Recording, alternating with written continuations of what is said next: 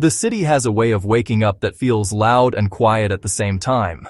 The sun on this particular Friday, October 17th, 2025, was a pale, washed-out yellow caught between the tall shoulders of glass and steel buildings.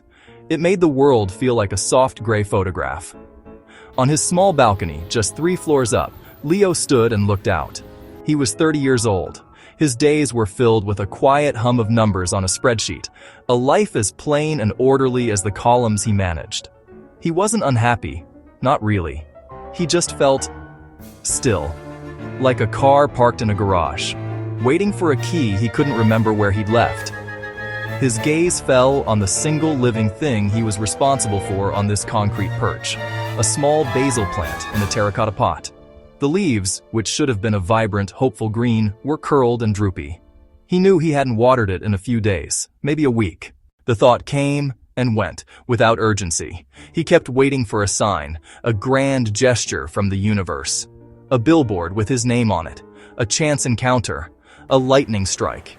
He wanted something big to tell him what to do, how to start the engine. From his vantage point, the city looked like other people's lives.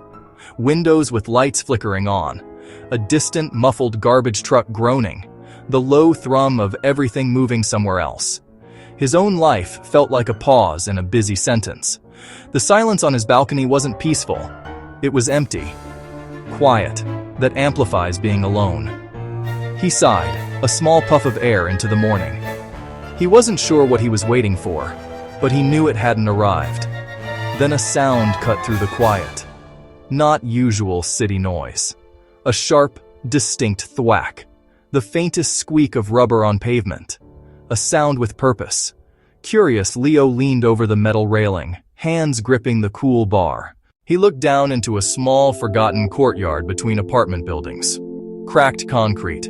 Stubborn weeds pushing toward a sliver of sunlight.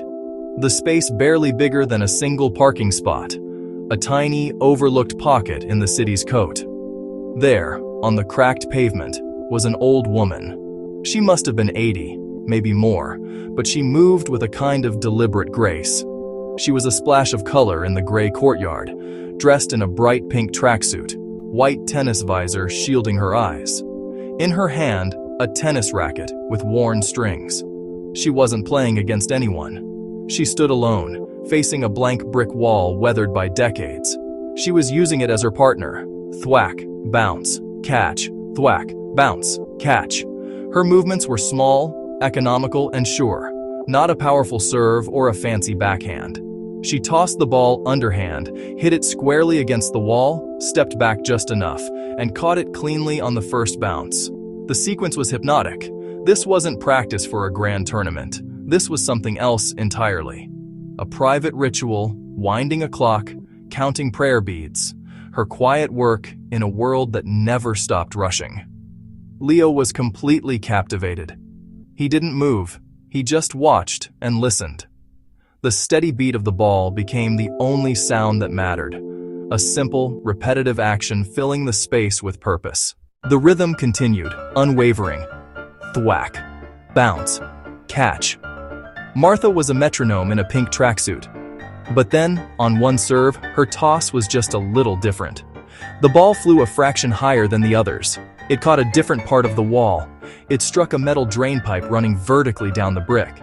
The resulting sound wasn't the dull thwack. It was a clear, bright ping that sang in the enclosed space. The sound cut through the rhythm, but didn't break it. It added an unexpected harmony. For the first time, Martha stopped. She didn't catch the ball.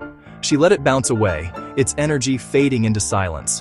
She stood perfectly still, head tilted, listening to the fading echo. A slow, quiet smile spread across her face, as if a friend had called her name in a crowd. After a moment, she walked over. She picked up the ball. She returned to her spot and began again. That single resonant ping echoed in Leo's mind long after it was gone. He realized Martha wasn't just passing time. She was listening. She was in conversation with her surroundings. She was making music from the mundane, the wall, the cracked pavement, the forgotten drain pipe. She wasn't waiting for a perfect court or opponent. She found the extraordinary in small things. Leo's eyes drifted to his small balcony and the wilting basil. drooping leaves, dry, pale dirt. He thought about the ping. He thought about small sounds. He thought about small acts. A gentle realization dawned like morning. Maybe he didn't need a big sign from the sky. Maybe the signs were smaller. Maybe the key was a single quiet note he could make himself. Right here, right now. A new resolve settled over him. It wasn't grand or life-altering, but it was definite. He turned from the railing and walked back into his apartment, his footsteps suddenly more solid on the floor. He went to the kitchen and found the small green watering can he'd bought months ago and barely used. He filled it at the sink. The sound of the running water, a quiet rush of purpose. He carried it carefully, not wanting to spill a drop. He went back out onto the balcony, then down the 3 flights of stairs to the ground floor. The air in the stairwell was cool and still. He emerged into the courtyard, the metal of the watering can glinting in the pale sunlight. He walked carefully around the edge of the cracked pavement, giving Martha her space. She didn't stop her rhythm. Her focus was entirely on the wall. Thwack, bounce, catch. Leo felt a little self-conscious, as if he were interrupting something sacred, but he kept going. He knelt down beside his own small patch of the world, where his balcony hung directly overhead. He tilted the watering can. The water made a soft, trickling sound as it met the thirsty soil. It was a quiet sound, a simple sound, but in the context of the courtyard, it felt significant. It was his sound. He watched as the dark, rich color spread across the surface of the dirt, and a tiny splash landed on a drooping leaf. He could almost feel the dry soil drinking it in, a sigh of relief from the plant's tiny roots. He wasn't sure what would happen next in his life, or even in the next hour. He only knew that he had done one small, good thing.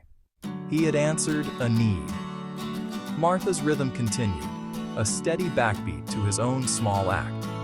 The sounds of their separate actions, the steady beat of the ball and the gentle splash of the water, began to weave together in the air, creating a strange and beautiful harmony.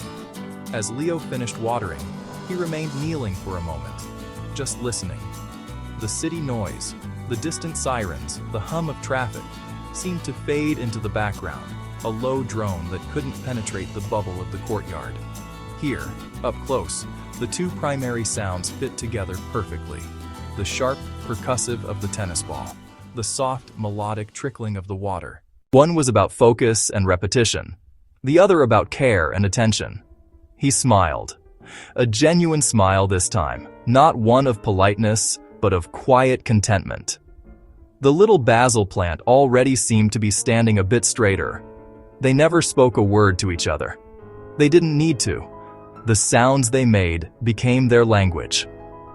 In the steady beat of her racket, Martha taught a lesson without saying anything. She demonstrated focus, persistence, the art of finding music in the mundane. In the quiet pouring of his watering can, Leo showed he was learning. He was paying attention, not just to her, but to the small things in his own life that needed him.